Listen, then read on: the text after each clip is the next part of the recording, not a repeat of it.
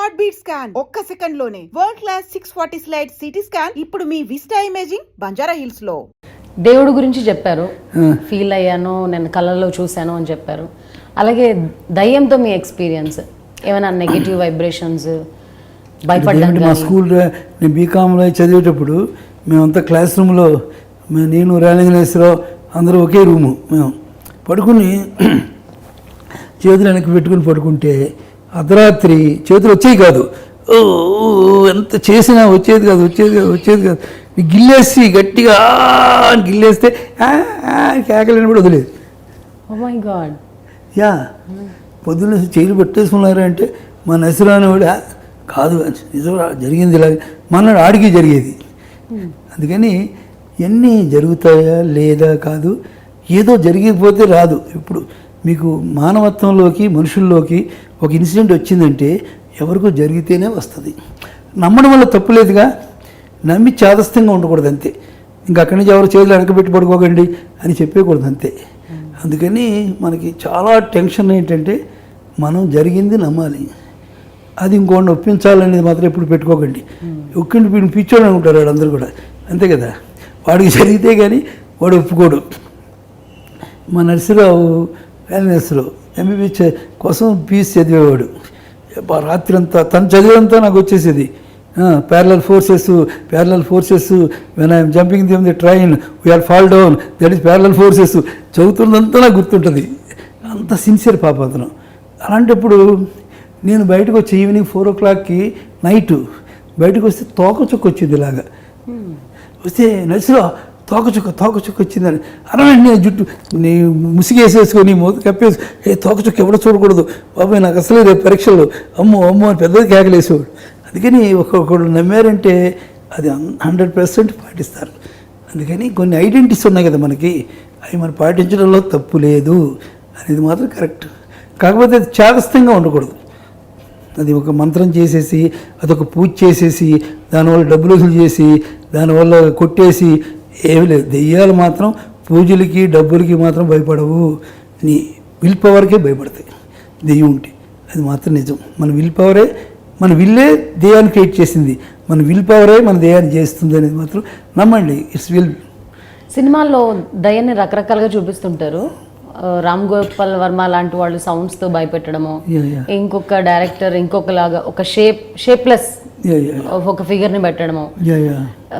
మీకు దయ్యం గురించి సినిమా తీయాలి అని ఆలోచన వచ్చినప్పుడు దయ్యాన్ని ఎలా చూపించాలనుకుంటారు సార్? అని నేను అరుంధతిలో 100% ఐడెంటిటీ మీద వెళ్ళా. అరుంధతిలో మీకు ఎక్కడ కూడా కథ స్టార్ట్ అవ్వదు.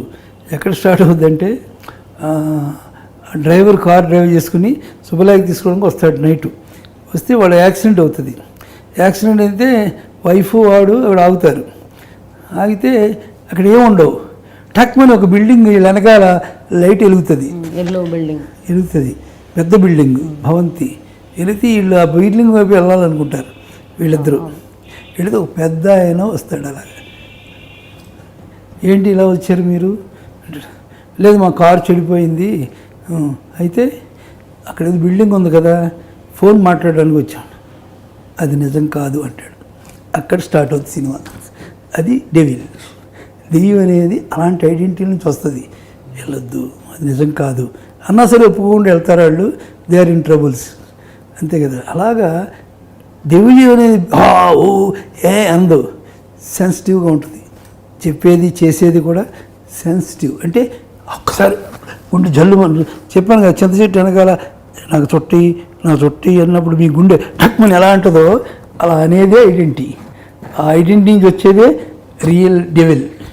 అంతేగాని అని భూతాలు పీచాలు గెంతడం అది దెయ్యం కాదు. ఇప్పుడు కూడా నా సినిమాలో అన్ని డెవిల్స్ కూడా అంత సెన్సిటివ్గా ఉంటాయి.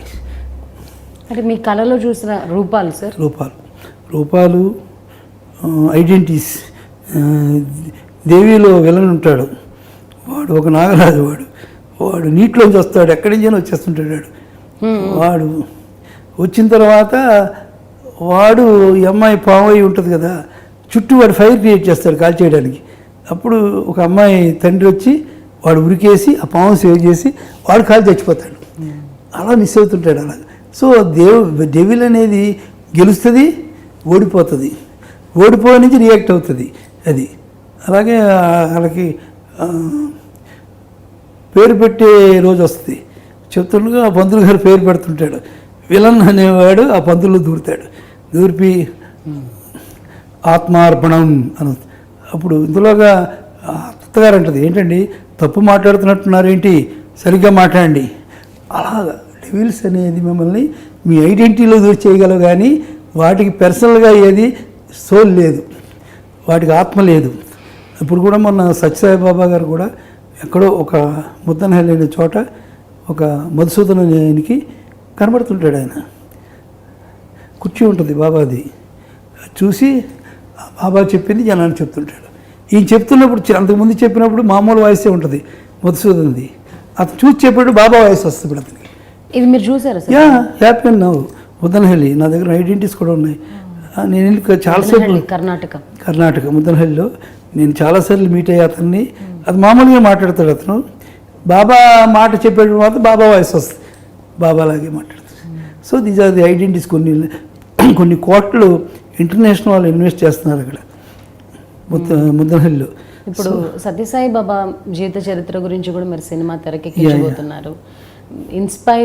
ఇన్స్పిరేషన్ ఏంటి అంటే సత్యసాయి బాబా నేను తీసుకున్న ఇన్స్పిరేషన్ ఏంటంటే, ఈజ్ నాట్ గాడ్ అని స్టార్ట్ చేస్తున్నాను నేను సినిమాని. అందరూ తిట్టుకోవచ్చు, కోపంగా ఉండొచ్చు, బట్ గాడ్ అంటే అందరూ విమర్శలు ఎక్కువ వస్తారు. ఎలా దేవుడు అయ్యాడు, ఏమయ్యాడు అని, సిల్క్ బట్టలు వేసుకుంటాడు కదా, జుట్టు ఇలా కదా అని చెప్పేవాళ్ళు ఉంటారు. బట్ అలా కాదు. నేను చేసేది ఏంటంటే, ఈజ్ నాట్ గాడ్ బట్ ఈ డూ మెరకల్స్. మనిషి చేయ మెరకల్ అంటే, ఇప్పుడు శివధనుర్భంగా ఉందనుకోండి, శ్రీరాముడే చేయగలడు.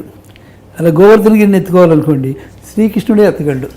బట్ ఎక్కడ సత్యసాయిబాబా చేసిన పని ప్రతి మనిషి చేయొచ్చు, ప్రతి మనిషి చేయొచ్చు అన్నీ కూడా అని. మనిషి తను చేయగలిగింది చేయడానికే సత్యసాయిబాబా గొప్పవాడయ్యాడు.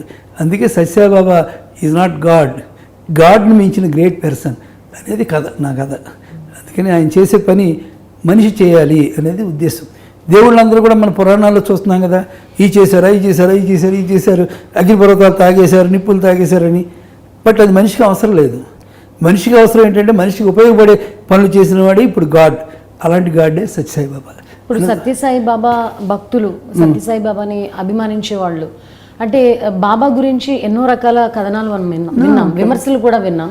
అదంతా ఆయన శక్తి కాదు, ఏదో మ్యాజిక్ చేస్తున్నారు అనే విమర్శలు కూడా వచ్చాయి. ఇప్పుడు మీరు చేస్తున్న ఈ రీసెర్చ్లో బాబా గురించి జనాలకు తెలియని నిజాలు ఏం తెలుసుకున్నారు సార్? నేను ఆయన్ని గాడ్ అని, మీరు ఎప్పుడు దేవుడిని మీరు ఎప్పుడైతే ప్రూవ్ చేయాలనుకున్నారో నాస్తికులు తయారైపోతారు పక్కనే. ఇప్పుడు మనకి సత్యకాలం నుంచి ఉన్నారండి నాస్తికులు. రాముడి కాలంలో చాకలవాడి దెబ్బకే రామాయణం ఉత్తరామాయణం అయిపోయింది. అలాగే శిశుపాలుడు, ఇలాంటి రాక్షసులు ఎందరో ఉన్నారు. అందరూ కూడా పక్కన, దేవుడి పక్కనే నాస్తికులు కూడా ఉంటారు. దేవుడు అన్నప్పుడే వాళ్ళు వస్తారు. బట్ దేవుడు కాదు, ఆయన మనిషిగా గొప్ప పని చేశాడని ఎప్పుడైతే మనం ప్రూవ్ చేసామో అది మాత్రం కాదంట. సత్యసాయిబాబాని ఎవరిని విమర్శించవచ్చు, రకరకాల మాట్లాడవచ్చు, ఆయన మీద సినిమా తీయొచ్చు, ఆయన మీద విమర్శలు చేయొచ్చు, కానీ ఆయన చేసిన పని మాత్రం గొప్పది అని ఎవరు కాదన్నారు. ఆ ఐడెంటిటీ మీద మేము కవర్క్ చేస్తున్నాం. నా cinema not for devotees, non devotees కోసం తీస్తున్నాను. సత్యసాయిబాబా చివరి రోజుల్లో కూడా ట్రీట్మెంట్స్ పేరుతో ఏదో ఇంజెక్షన్స్ ఇచ్చే చంపేశారు అన్న వాదన కూడా బయటకు వచ్చింది. దీనికి సంబంధించి కూడా నిజాలను వెలికి తీసే ప్రయత్నం చేస్తున్నారా? ఎప్పుడైనా మనకు ఏదైనా ఒక విమర్శని మనం వదలకూడదు ఎప్పుడు కూడా, కానీ ఇది మనకు ఐడెంటిటీ కావాలిగా, ఇది నిజం అని మనం చూడాలి కదా. చూడకుండా అనుకోవడం కరెక్ట్ కాదు కదా మనకి. అందుకని మేము మా కథలో నేను వర్కౌట్ చేసింది ఏంటంటే, అంటే ఇలా జరిగి ఉంటుందని. అంటే దేవుడిని ఒక నాస్తికుడు అడుగుతాడు, నువ్వెందుకు ఆసుపత్రిలో ఉన్నావు, ఇలాగా ఆసుపత్రి ఇలా ఉండి ఇలా అయిపోతే ఇలాగా, అందరూ విమర్శిస్తున్నారే, నువ్వు దేవుడు కాదు అంటున్నారే, నీకు కూడా ట్రీట్మెంట్ ఏంటి అని. ఈ మాటలే, మీరు అడిగిన మాటలే దేవుడిని వీడు ఆత్మగా వెళ్ళి అడుగుతాడు. అప్పుడు బాబా గారు ఆత్మ లెగుస్తుంది, పిచ్చోడా మీరు ఎంతమంది నేను వచ్చినప్పటి నుంచి నాకు ఇది కావాలి, అది కావాలి, ఇది చేయాలి, అది చేయాలి, మీ పాపపు కోరికలన్నీ నాకు ఎన్ని చెప్పారా, నాకు అవన్నీ నా మనసులో ఉండిపోయినాయి, నా శరీరాలు ఉండిపోయినాయి. ఈ శరీరాన్ని దానికి బలిపెట్టాలి, అప్పుడే ఈ పోతాయి. ఒక్కటి కూడా వదిలేసామనుకో మళ్ళీ సృష్టిని పాడు చేసేస్తాయి. అందుకని దానికోసమని as patient I'm acting, I'm giving to this body to that sin అని చెప్పి బాబా గారు ఫినిషింగ్ ఇస్తాడు. అది మేము వర్కౌట్ చేసింది. అంటే మనకుండే బ్యాడ్ అంతా ఆయన తీసుకోవడం కోసమని ఆ 7 రోజులు, అన్ని రోజులు 14 రోజులు హాస్పిటల్లో ఉన్నారు అనేది మనం చేసాం. ఇప్పటిదాకా వాళ్ళు చెప్పేది ఎంత నిజం కాదో నేను చెప్పేది కూడా అంత నిజం కాకపోవచ్చు. బట్ మైండ్ ఈజ్ పాజిటివ్, వాళ్ళది నెగిటివ్.